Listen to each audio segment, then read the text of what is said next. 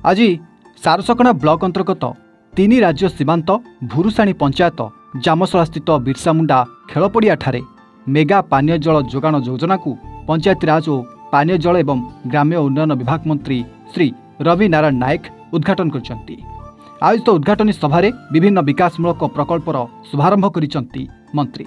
कार्यक्रम में मुख्य अतिथि भाव माननीय मंत्री पंचायतराज और पानीय जल विभाग ग्राम्य उन्नयन विभाग ओडिशा सरकार श्रीजुक्त रवि नारायण नायक जोगदे बेले सम्मानित अतिथि भाव लोकसभा सांसद नवचरण माझी, स्थानीय विधायक भादव चंद्र हांसदा, बांगिरीपोषी विधायक संजली मुर्मू, उदला विधायक भास्कर मढ़ई, बारिपदा विधायक प्रकाश सोरेन, बड़साई विधायक सनातन बिजुली, जिला परिषद अध्यक्षा भारती हांसदा, मयूरभंज जिलापाल हेमकांत सय प्रमुख मंचासीन होते।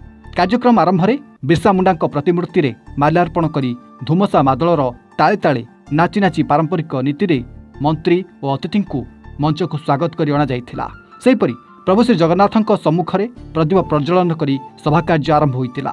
प्रथमे जिलापाल हेमंत काय सय स्वागत भाषण रखिथिले। पर विधायक भादव हांसदा प्रकल्प तथा अंचलर विकास दिगरे माननीय मुख्यमंत्री और प्रधानमंत्री गुरुत्वपूर्ण भूमिका विषय सूचना देथिले। सांसद नवचरण माझी मध्य सूचना देथिले। परे मंत्री महोदय पानी जल संकट को संपूर्ण दूर करने को सरकार पदक्षेप नेउथवा कहितबा बेले प्रत्येक घर को विद्युत संजोग कराजिवा नै सरकार काम करुथवा से कहिसंती। ए अवसर में प्राथमिक पर्याय रे धांगुड़ी सोल जालदा और भुरुसाणी पंचायत को पानी जल जोगाण आरंभ होईछि। परे परे समस्त पंचायत को यह प्रकल्प माध्यम रे पानी जल पहुंचाइबा नै मंत्री प्रकाश करथिले। तत्सहित उक्त प्रकल्प रे पूर्वतन केन्द्रमंत्री तथा पूर्वतन सांसद इंजीनियर विश्वेश्वर टुडुंक प्रमुख अवदान रहितबा कथा को मध्य लोकों को जणाइथिले। कार्यक्रम पर समस्ते जनसाधारणक पई खाद्य व्यवस्था होइता बेले मंत्री नेतांक पई सीमांत महाविद्यालय परिसर रे भोजन आयोजन करा जायथिला। परे जसीपुर ठारे आयोजित कार्यक्रम रे जोग देवा को मंत्री गस्त करथिबा देखा मिलिथिला।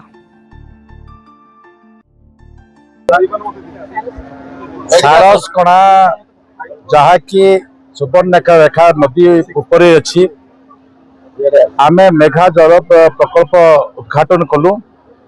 यार माध्यम 29 गाँ 3टी पंचायत को पानी जीव। ये कार्य आज लेट हबार कारण विगत दिन किसी समस्या थी दृष्टि लेट है। जहाँ भी हो आज आम लोकों उद्दिष्ट करूँ।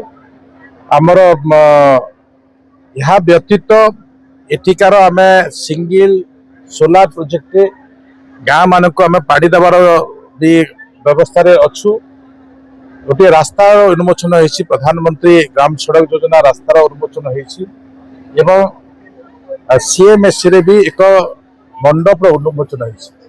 टोटाल पाखापाखि 40 कोटी भितर आज आम उद्घाटन कर उद्घाटन अवसर आमको आगामी दिन में जो पानी व्यवस्था अच्छी पानी व्यवस्था को जन भागीदारी आवश्यक अच्छे।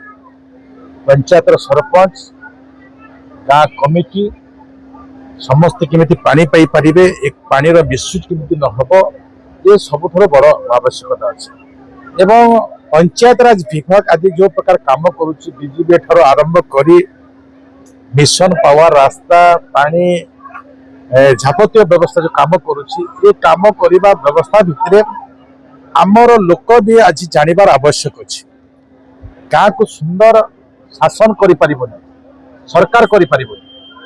सरकार अर्थ व्यवस्था करिबो किंतु लोक ही निर्णय रखने एवं लोक निर्णय भितर आज जो एसेट तैयारी हबा आगामी दिन में ताहार से माने सुफल पाई परिबे। से दृष्टि सरकार जो विकासमूलक कार्यक्रम अच्छी डबल इंजन सरकार समस्त व्यवस्था को आम लोकों पाखे रखु। आम कौ सेक्टर आम गोटे व्यक्ति उठी पार गोटे परिवार उठी पार गोटे गाँ आग को बढ़ी पार ये सब व्यवस्था को आधार कर आजिकार अर्थर व्यवस्था अर्थर व्यवस्था सहित कार्यान्वयन व्यवस्था भी आम अधिक अधिक